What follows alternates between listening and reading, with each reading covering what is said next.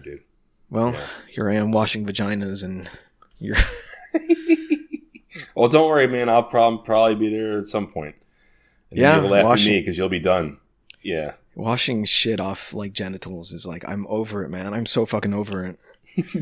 I can see getting to that point rather quickly. The cognitive dissonance. I'm telling you, so my 2-year-old is still wearing diapers. The cognitive dissonance of holding your 2-year-old's legs to wipe shit off his dick and balls.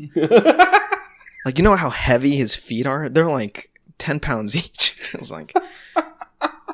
Compared to a newborn, which like she weighs like less than his leg. It's so crazy. Like, why are you?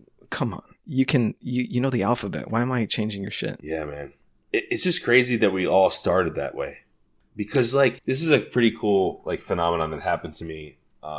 So we went out with my friends one night, and my one friend, like textbook, all he does, like a broken record, is regale previous stories. That's what he does. Every time we go out, he starts telling stories, right? And I knew that was going to happen, and I'm fine with it, whatever. Like, I told my girlfriend most of these stories. He told me this one story that I completely forgot, and it's a funny one. So I used to work at an auto store, Sears, when Sears still around, and they used to have auto centers. So I used to work there, and I used to sell stuff, and I used to do some stuff in the back, like minor stuff, like oil changes and brakes and stuff like that. And main mechanic, his name was Steve, and he was a crazy motherfucker. And so he worked 2 full-time jobs. He was a full-time firefighter in Philadelphia, and he worked full-time at Sears.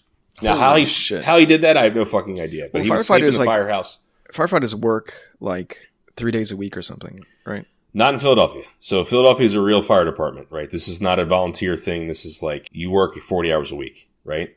Okay. Now, the difference is like he worked night shift, so he would sleep unless there was a fire.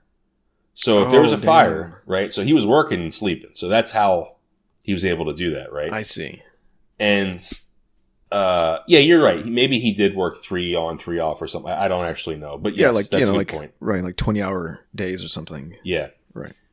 But he was a crazy dude, man. Like at one time, this like tire and lube tech talked back to him, and he threw him in a dumpster. Literally picked up the kid and threw him in a dumpster. This is a firefighter, so he's like he's relatively strong, right? Yeah. He was this big fucking Polish dude. He was just like this big Polish guy. He did not. Yeah. I grab you like a sausage and I throw you. Yeah. So I mean, he didn't have an accent, but he's just Polish parents, right? So like he's a thick boned, right? Like a big thick guy. Right. His hands were like fucking oven mitts. Anyway, so he was working on this guy's car, and he says, "Phil, I need you to go up to the front and tell them that their one of the parts in their suspension is bent. I'm going to send someone up with a box, and I want you to show them the fucking part while you're so they know it's bent, so they'll get it replaced." I said, "Okay." So I go up to the front, and I'm like, "Sir, blah blah, your sway bar, whatever the fuck it was, is bent. We recommend replacing it because it's dangerous, X, Y, and Z." So as I'm talking to the guy, one of the mechanics comes up with this fucking box, and he gives me this look, and I'm like, so I'm talking to the guy, and I'm like, blah, blah, blah, and I open the box, and there's a fucking pigeon in the box, right? Holy shit. It's a live pigeon just sitting in the fucking box. And then I look at it, and the pigeon just looks up and be like, hello, fucking, and I fucking... Dude, I don't know how I didn't laugh, but I was just like, I just closed the box right away, and I look over to the door where the back of the, where the mechanics are, and they're all just dying laughing, right? Holy shit. And I'm like, you son of a bitch. Anyway, long story short, I forgot this story even happened. And it's a weird thing, man, when something so long ago happens, and you literally don't remember it, and you hear it, and you're like, oh my God, that did fucking happen.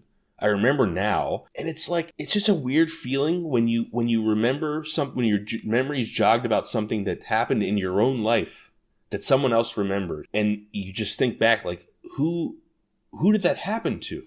Did it happen to me, or did it happen to that person back there? And I'm hearing about it again. It's a weird feeling, man. It's like, yeah, it made me think about biology, how your body like turns over every so many years, like cellularly, like you literally turn over.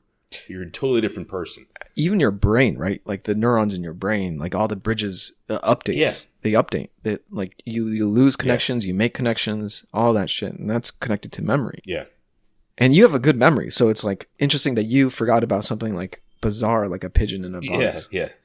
We had a lot of funny stories, but I forgot about that one. My brain lost the connections for that one, right? Like it replaced it. You know when you like delete something in your computer and all those bits go to zeros, right? Right. That's what happened with that memory, basically. Right, but it's not actually not deleted. It's marked for deletion, right? Well, you can. So there's ways to make it all into like zeros, but usually what happens is the address is gone, but the memory's still there actually in computers. Interesting. And so that's how they unless you do like a clean wipe. Clean right? wipe, yeah. So usually what happens is that memory block is now assigned as empty, but there's actually the previous data in it that you can still access. Right. So maybe that's what happened with you. It's like sparse. Yeah. And then like someone memory allocated, like, hey, you have this fucking memory, and then like it rebooted that kind of scene in your mind.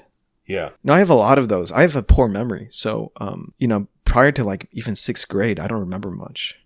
And like all the vacations that I had, I have to be told by my parents that we went here, and like this is what happened. This is what you did. Yeah. Like it's a foreign person. It's not me. It's like this. You have no real connection to whatever that is, even though it is you, right? Yeah. And are you really like the accumulation of your memories, or are you just always like refreshed every morning? You wake up and you're this new person that's like kind of compiled, right? But not necessarily the same thing. It makes you think. It makes you recognize and realize more that you're a collection of single-celled organisms that are working in concert. Yes. Yeah. That you're not anything but this kind of weird amalgamation of things, and like memory is not a real thing. It's just this loose, connections of neurons that hopefully gets turned on when you hear a story or want to recall something. Yeah. Damn. It was kind of sobering and cool and scary at the same time. It was like one of those, but it also made me think. Like we were having a conversation tonight, my girl and I, and she's like, "Why do you think you forgot those things?" And I'm like, is there trauma? So I'm like, no, there's not. I just think it's like, I feel like it's a sign of a life well lived. If you feel like you have like certain phases of your life where those are different people, you've experienced enough or a lot. Now that can be trauma. Like I feel like trauma can absolutely do that thing. But if it's not trauma, I think it's a sign of a life well lived. If you have like people that you can go back to. I think it's even much more basal than that. I think it's just a property of your DNA, the ability to recall certain things. I think some people are gifted at it. My younger brother, is extremely gifted at like remembering things that happened like 3 years old, right? He has like a very strong memory.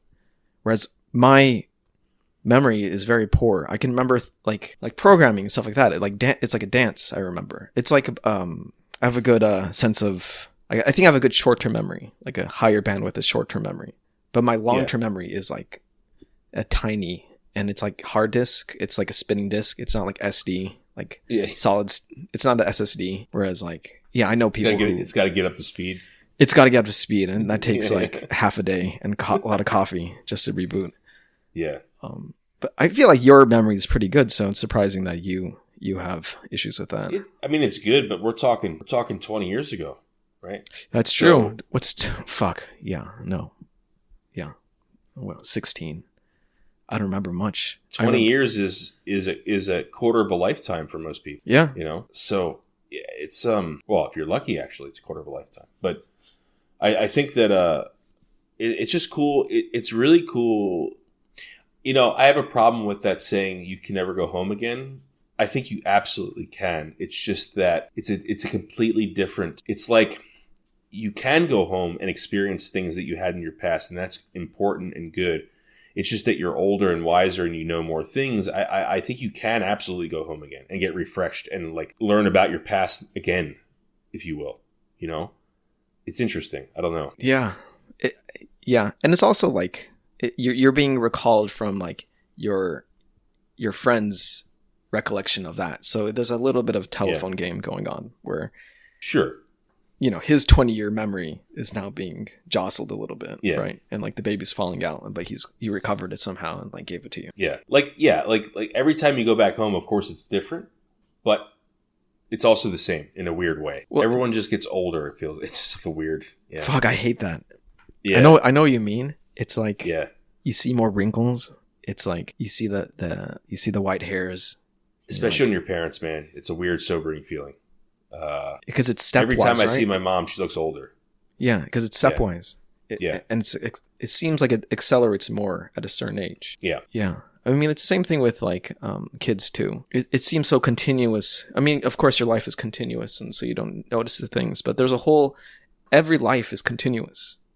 And it's only when you tie in these lives together when you have this stepwise update about that person's existence. And so like, holy shit, that's where your continuous life led to this moment with those wrinkles. Yeah. Like, holy shit, I'm getting old too. Yeah, man.